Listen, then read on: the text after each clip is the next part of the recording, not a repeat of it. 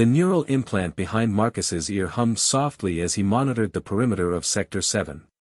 Another patrol shift in New Geneva's underground districts, another night of watching shadows dance between the flickering holographic advertisements that painted the tunnel walls in electric blues and reds. Beside him, his partner moved with practiced silence, her breathing filtered through the sleek respirator that covered the lower half of her face. Elena had worn that mask since the day they'd been partnered 18 months ago.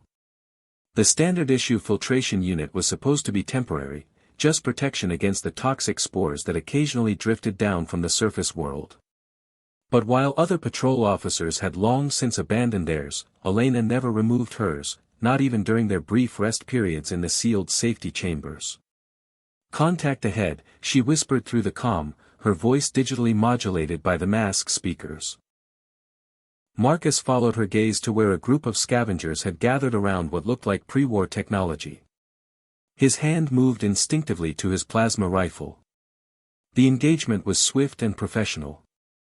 Elena moved like liquid mercury, her enhanced reflexes putting her always one step ahead of danger. She covered his blind spots with an intuition that bordered on supernatural, anticipating threats before they materialized. It was why their survival rate was the highest in the division, why Commander Torres kept assigning them the most dangerous sectors. As they secured the area, Marcus found himself studying her again. The mask's surface was matte black, unmarked except for the faint blue glow of the air recycling indicators. It covered everything from her nose down, leaving only her dark eyes visible, eyes that seemed to hold depths he couldn't fathom. "Elena," he said as they began their return patrol.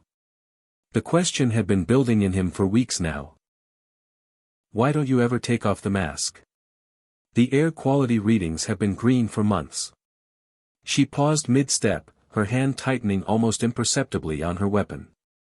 For a moment, the only sound was the distant hum of the city's life support systems and the soft whisper of recycled air through the ventilation shafts. "You wouldn't understand," she replied, her digitized voice carrying a note he'd never heard before: vulnerability. "Try me."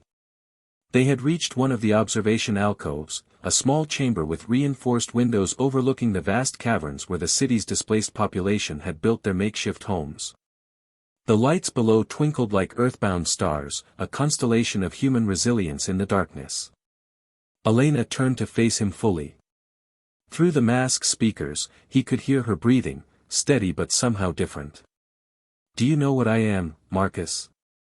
The question caught him off guard. "You're my partner. You're the best soldier I've ever served with." "No," she said softly. "What I am." Marcus felt a chill that had nothing to do with the recycled air. "I don't understand." Elena's fingers moved to the mask's release mechanism, hovering there as if she were standing at the edge of a precipice. 3 years ago, there was an incident in the genetic modification labs. A breach in containment. The official report said everyone was evacuated safely. "Elena. They didn't evacuate everyone." Her voice was barely above a whisper now. "Some of us changed. The pathogen, it rewrote parts of our DNA. Made us stronger, faster, more resilient. But it also made us different. Visibly different." Marcus's hand dropped from his weapon entirely. "The Enhanced Persons Act," he said, understanding beginning to dawn. "The mandatory registration. The containment protocols." She nodded. "If Command knew what I really am, I'd be classified as a potential biological threat. Contained. Studied. Used." Her eyes met his through the dim light. "You'd be ordered to turn me in, and being the good soldier you are, you would.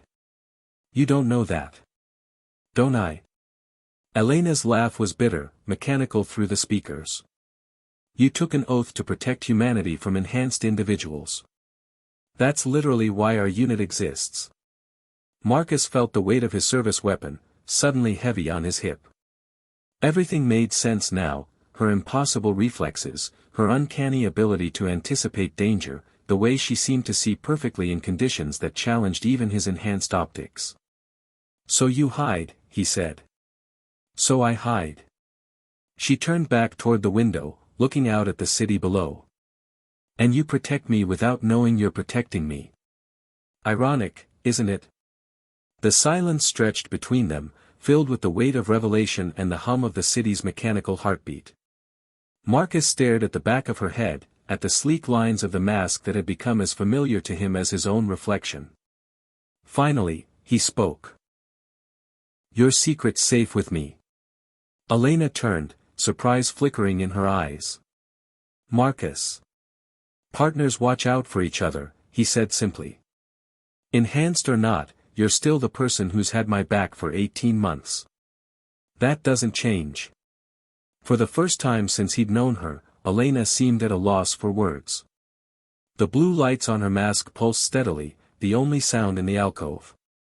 Thank you, she whispered finally. Marcus nodded and turned back toward their patrol route. Come on, partner. Sector 8 won't clear itself.